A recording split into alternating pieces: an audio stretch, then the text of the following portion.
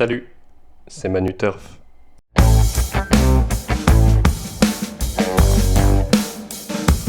Salut à tous, j'espère que vous allez bien. Aujourd'hui, j'ai le plaisir de vous annoncer un invité très spécial, Javrion. Non, je plaisante, hein, mais on y revient tout de suite. Avant ça, on revient sur notre cheval d'hier, malheureusement, qui nous a beaucoup déçus, hein. C'était Killer Quick, je vous le rappelle, hein.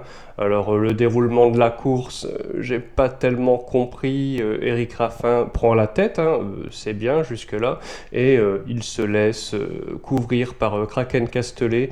Et là, je sais pas, je me dis, au lieu d'essayer de se redécaler, puis refaire un relais, ou alors se faire couvrir par l'épaisseur, hein, et puis se rapprocher tout doucement.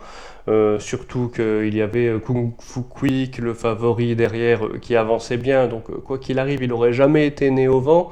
Voilà, je comprends pas, il se laisse enfermer totalement et après il est emmuré complètement. Je vois qu'il finit avec des ressources, mais bon, il n'aura jamais pu s'exprimer. C'est vraiment très dommage, je pense, cette fois-ci. Et maintenant, le résultat qui nous fait plaisir. Et oui, l'outsider d'hier, Javrion, qui s'impose à 19 contre 1. Et pourtant, c'était pas gagné d'avance. Il se met rapidement à la faute et déjà là, moi je me dis, bon, allez, c'est fini, hein. Même pas le temps d'espérer. Mais on a de la chance, le peloton ne déroule pas trop vite et du coup il a le temps de recoller tranquillement et progressivement rattraper son retard et revenir se rapprocher, hein, avec les autres.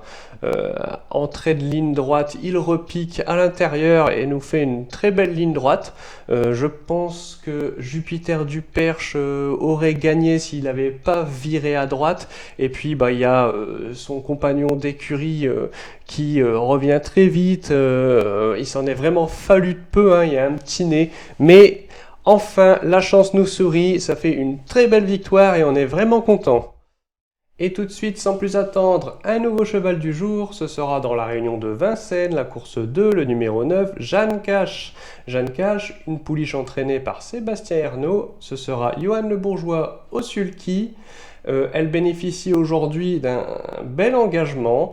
La dernière fois, je pense qu'elle fait un test à gauche à Rouen, où elle finit pas très mal, hein. Ce jour-là, elle court ferrée. Aujourd'hui, ce sera la première fois qu'elle sera déferrée et plaquée. Du coup, cela montre l'ambition que l'entourage a. Je pense qu'aujourd'hui, elle a toutes les chances de l'emporter. Il y aura Jalousie Mazza qu'il faudra faire avec, hein. Ça risque de pas être si simple, mais je pense que elle a la capacité de gagner cette course. En tout cas, pour moi, ça ne doit pas sortir des trois, comme je le dis tout le temps, s'il n'y a pas d'erreur, comme avec Eric Raffin hier, hein. En tout cas, on espère avoir beaucoup plus de chance sur le cheval du jour, et on se dit à tout de suite pour l'outsider. Alors, pour la première fois, pour l'outsider, on a décidé de choisir un cheval au plat, et oui, pourquoi pas, hein. Oh. Ouais, ouais Rémi. Ouais, salut. Ah ouais, ok. Attends, oui, attends, c'est bon, oui, je te laisse. Oui, d'accord, tout le monde va voir ce que tu as à dire.